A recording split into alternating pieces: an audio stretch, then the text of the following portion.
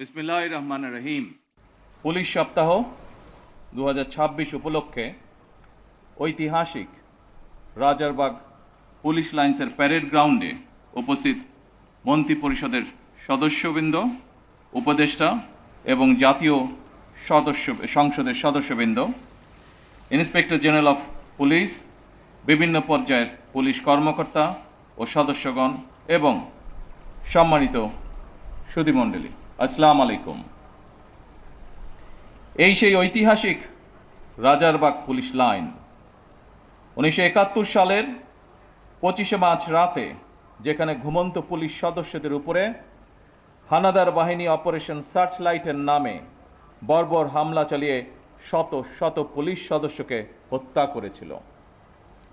আমি আজকের অনুষ্ঠানে প্রথমেই বাংলাদেশের মুক্তিযুদ্ধে পুলিশ শহীদ সকল সদস্যকে শ্রদ্ধা ভরে স্মরণ করছি।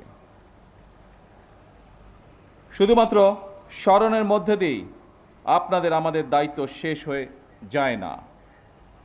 বাংলাদেশের স্বাধীনতা অর্জনের জন্য যে সকল শহীদ পুলিশ সদস্য আত্মত্যাগ করেছিলেন, যে কোনো মূল্যে সেই স্বাধীনতা রক্ষা করা আমাদের পবিত্র দায়িত্ব। এই বাংলাদেশে আর কোনো ফ্যাসিবাদ স্বৈরাচার যেন পুলিশ সদস্যদেরকে দেশ এবং জনগণের স্বাধীনতার বিরুদ্ধে ব্যবহার করতে সক্ষম না হয়। স্বাধীনতার প্রথম প্রহরেই পুলিশের রক্তে রঞ্জিত এই মাটিতে দাঁড়িয়ে আসুন আজ আমরা আবারও নতুন শপথে অঙ্গীকারবদ্ধ হই। একদিকে বাংলাদেশের স্বাধীনতার পক্ষে চট্টগ্রামে মেজর জিয়ার উই রিভল্ট, অপরদিকে ঢাকায় রাজারবাগ পুলিশের মরণপণ প্রতিরোধ। এরপর স্বাধীনতার লড়াই থেকে বাংলাদেশের স্বাধীনতাকামী মানুষের পিছিয়ে থাকার আর কোনো সুযোগ ছিল না। তবে মুক্তিযুদ্ধকালীন প্রজন্ম থেকে শুরু করে আজ পর্যন্ত, অর্থাৎ মুক্তিযুদ্ধ পরবর্তী প্রজন্ম, আমরা যারা ইতিহাস পড়ে কিংবা বীর মুক্তিযোদ্ধাদের প্রত্যক্ষ অভিজ্ঞতা শুনে মুক্তিযুদ্ধ সম্পর্কে জেনেছি, তাদের মনে মুক্তিযুদ্ধকালীন ইতিহাস নিয়ে এখনো কিছু প্রশ্ন হয়তো রয়েছে। 1971 সালের উত্তাল মার্চে জনগণ যখন স্বাধীনতাকামী মানুষের মনে টান টান উত্তেজনা, এমন পরিস্থিতিতে তৎকালীন পশ্চিম পাকিস্তান থেকে যখন ঢাকায় প্রতিদিন হাজার হাজার সৈন্য জড়ো করা হচ্ছিল,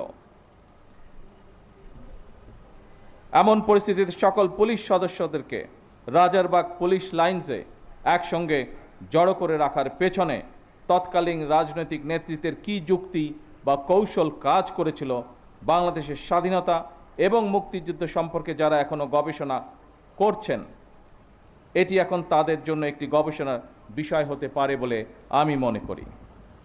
উপস্থিত পুলিশ কর্মকর্তা এবং সদস্যবৃন্দ, আনন্দঘন আয়োজনে এতক্ষণ আপনাদের বর্ণিল প্যারেড সকলে উপভোগ করেছে।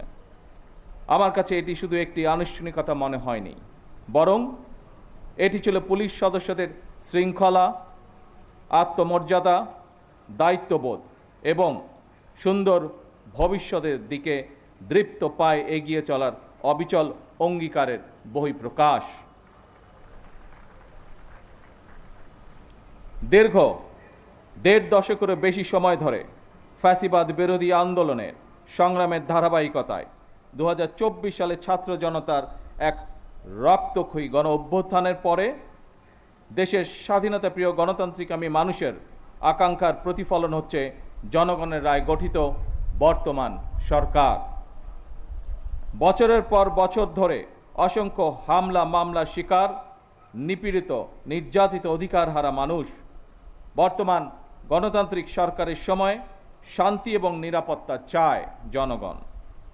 দেশের জনগণের শান্তি এবং নিরাপত্তা নিশ্চিত করা আপনাদের কার্যক্রম, অর্থাৎ পুলিশের ভূমিকার উপরেই সবচেয়ে বেশি নির্ভরশীল।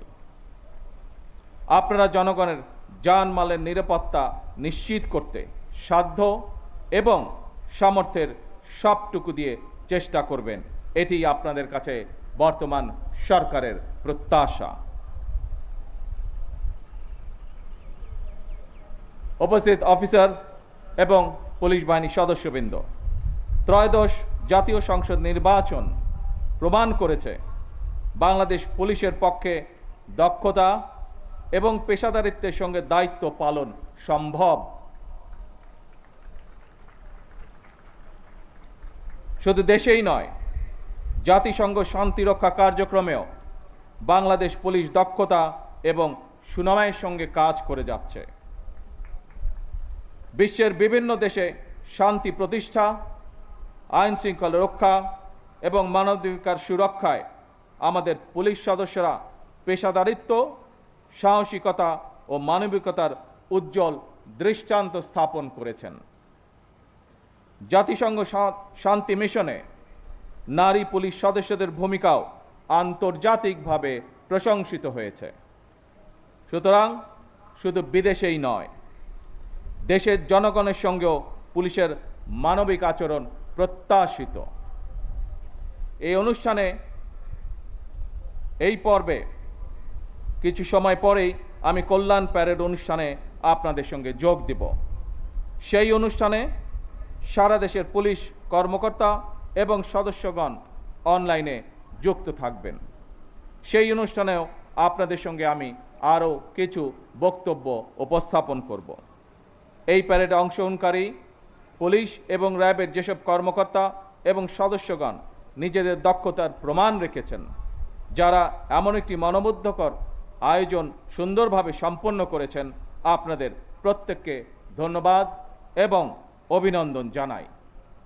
বাংলাদেশ পুলিশ সপ্তাহ 2026-এর সার্বিক সাফল্য কামনা করছি। আল্লাহ হাফেজ। বাংলাদেশ জিন্দাবাদ।